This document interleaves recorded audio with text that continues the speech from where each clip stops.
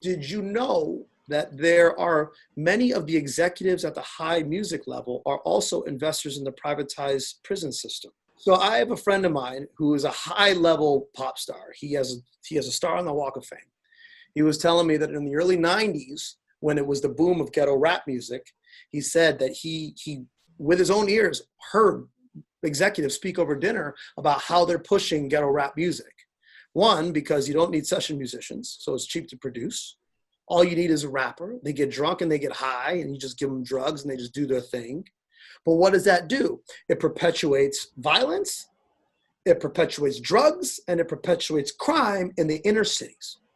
So what does that do? Let's push ghetto rap music to get black people to pull out guns, to do more drugs, to beat up on each other, and glorify criminal behavior, because that puts them in prisons.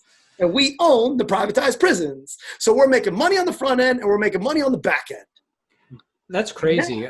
That's mind-blowing to think about. Yeah. But like, it's not like Ice Cube and Dr. Dre, like, it's not like Ice Cube and Dr. Dre, like they were like just reporting on what was going on in their hometowns.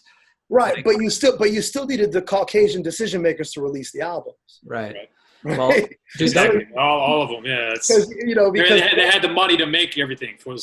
Right. So because listen, remember the moment with Rick Ross. Remember that moment a couple of years ago with Rick Ross where he was talking about Molly's. He was talking like, yeah, put her on the Molly, I'm a smasher or something like that. It was a whole big thing.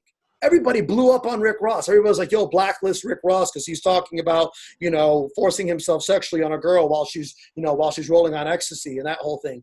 Well, suddenly that's behavior that can affect Caucasian people. Because now we're talking about sexual invasion, but glorifying guns and murder and beating people in the street and prison culture, like that's okay.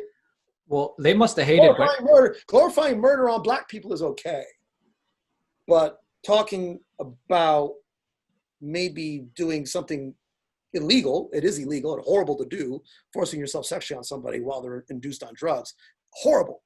But they came down on him for that. They don't come down on him for talking about killing people and selling cocaine, which I think is a big double standard.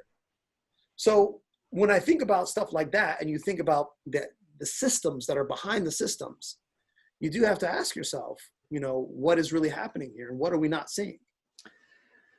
True. Those higher ups must have hated when Kanye West and Drake changed the game and started talking about their emotions,